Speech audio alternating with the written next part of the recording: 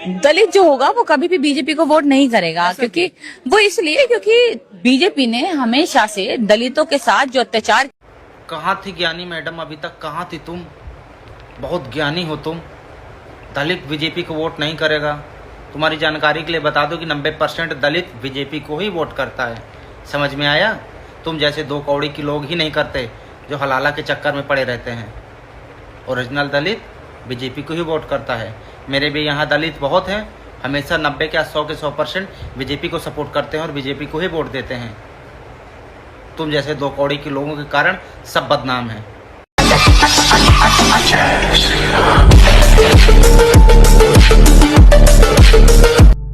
भाई हम यहाँ प्रोटेस्ट में बिजी थे, पड़ोस वाले देश में टेंट लग रहा।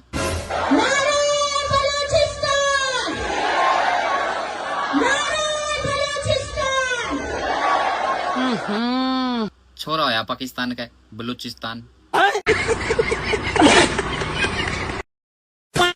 एक और नया प्रोपेगेंडा आ गया दीदी का। एक मिनट, मेन स्ट्रीम मीडिया ने ये वीडियो चलाई है। इस मामले में पाकिस्तानी एंगल की भी जांच कर रही है। एक तो इतनी गंदी एडिटिंग है, हमारा एआई कोर्स ले लो, हम आपसे बेटर एडिटिंग कर देंगे। एडिटिंग खराब लग रही है, रुको हम रियल वीडियो दिखा देते हैं तुमको। ये सीपी का पथरा हो गया है। Imagine the amount of brain washing ये अपने व्यूअर्स का कर रही है, झूठ बोल बोल के। इनके व्यूअर्स की फीड में ये वाली रीलें नहीं आती है क्या जो हमारी फीड पे आती हैं? Support from Pakistan by the way. एक तो इसके बाद ध्रुव राठी फैंस के पास वैसे ही दिमाग नहीं है, और जो बचा कुचा है वो भी ये सब मिलकर खराब कर देते हैं। 4th pillar of democracy by the way.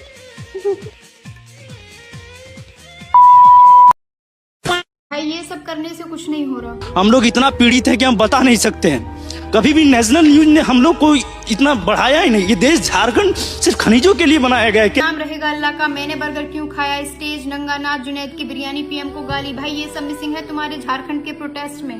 कैसे तुम्हें बॉलीवुड अटेंशन और ये नेशनल मीडिया का अटेंशन मिल जाए जब तक तुम्हारा दर्द एलीट पॉलिटिकल नैरेटिव में फिट ही नहीं हो पा रहा। भाई ऐसे जेन्युइन प्रोटेस्ट करने से कुछ नहीं हो रहा। तुम्हारे यहाँ पे कांग्रेस अलायंस की पार्टी है, ऐसे स्टेज पे राष्ट्रगान गाने से थोड़ी कुछ हो रहा है। दिन में प्रोटेस्ट, रात में पढ़ाई करने से थोड़ी कुछ हो रहा है।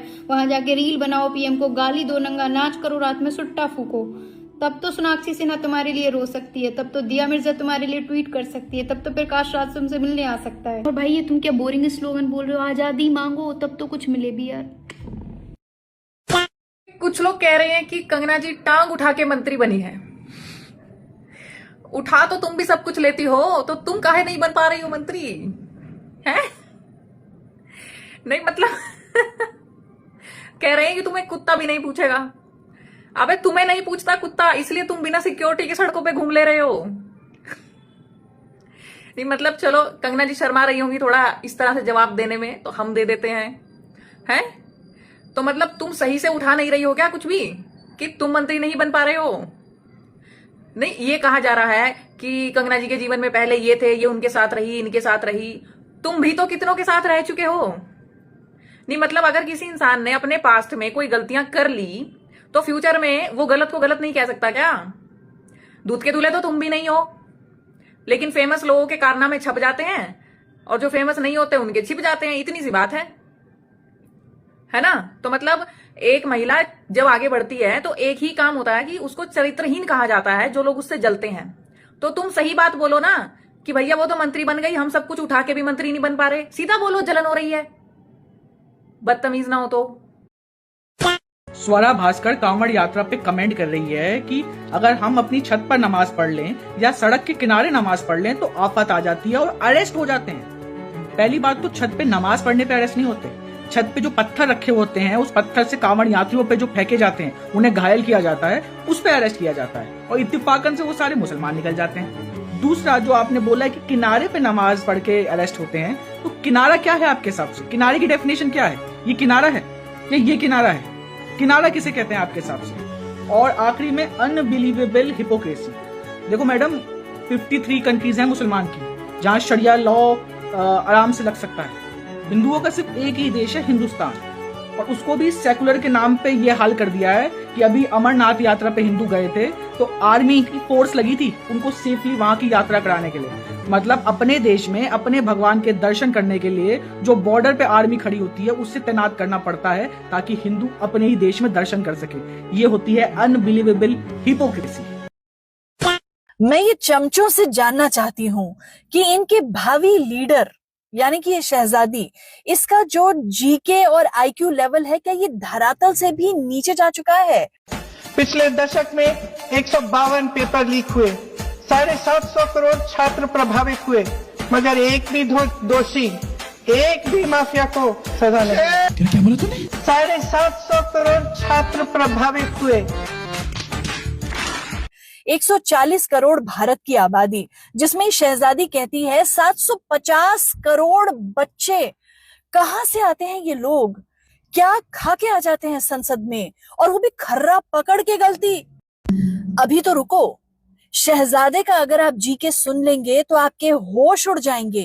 पिछली बार 14 करोड़ लोगों को हमने गरीबी से निकाला, इस बार 25,000 करोड़ रुपए, 25,000 करोड़ लोगों को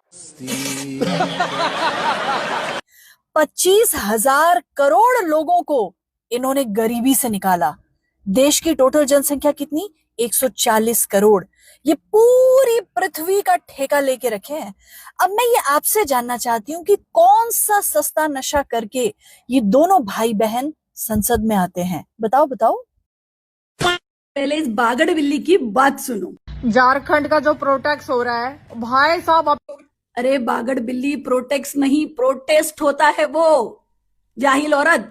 इतनी दोगलापन चल रही है। जो अंकल स्टूडेंट का खाना आ रहा है ना, उसको बोल रहे हैं कि मंदिर से लंगर आ रहा है। देखो एक बार, ये देखिए फर्क क्या है। वहाँ थी बिरयानी जुनैद की, यहाँ पर मंदिर से लंगर आ रहा है। लेकिन सच ये है, जो ये आदमी खाना दे रहा है ना, ये और कोई नहीं है, बीजेपी के लोग हैं। लंगर आया है, ये देखिए आप, ये मंदिर से लंगर। फिर बीजेपी के लोग मंदिर में काम नहीं करते हैं क्या? एक्चुअली बीजेपी के लोग ही मंदिर में काम करते हैं, वही प्रसाद बांटते हैं, बाकी तो मदरसों से आते हैं। यहाँ पर देखो, मुझे कोई दिक्कत नहीं है, स्टूडेंट को खाना मिलना चाहिए। अरे बागड़ बिल्ली, स्टूडेंट नहीं स्टूडेंट होवे है। तो कूफे कह रहे तू? सच में मतलब ना तुझे प्रोटेस्ट बोलना आता है, ना तुझे स्टूडेंट बोलना आता है। और तेरे काफी वीडियोस देख लिए, उसमें तूने इंग्लिश की माँ की बहन करके रखी है। और बावली पूछ, प्रोटेस्ट किसी का भी हो और प्रसाद अगर आ रहा है तो वो मंदिर से आएगा, लंगर भी आ रहा है तो गुरुद्वारा भी मंदिर ही होता है, वहां पे बिरयानी नहीं बटती है। और रही बात वहां से वो बीजेपी का आदमी था, भाई पुजारी भी बीजेपी का मेंबर हो सकता है, हर चीज मदरसे से जुड़ी नहीं होती है। बागड़ बिल्ली बड़ी आई ज्ञान चोदने वाली। आज हम उसे रहा नहीं जा रहा। नहीं रहा तो मुझसे भी नहीं जा रहा है कि ये बॉलीवुड वाले इस देश का खाते हैं और इसी देश में नफरत फैलाते हैं। इन तिलचट्टों के प्रोटेस्ट में सबसे पहले ये भाई साहब कहते हैं कि जाहिल इस मुल्क की रहनुमाई करे तो उसका दिल यही चाहेगा कि पूरा मुल्क उसी की तरह जाहिल, ना समझ, ना काबिल और बेरहम बने। सब याद रखा जाए। सब याद तो हमें भी है। फसीरुद्दीन जी आपके दादा जाहिल नहीं थे जो हमारे देश के इंटेलिजेंस इंफॉर्मेशन को ब्रिटिशर्स को, अंग्रेजों को ट्रांसफर करते थे। वो क्या है ना कि एक बार खून में गद्दारी घुस जाए तो निकलना थोड़ा मुश्किल ही होता है।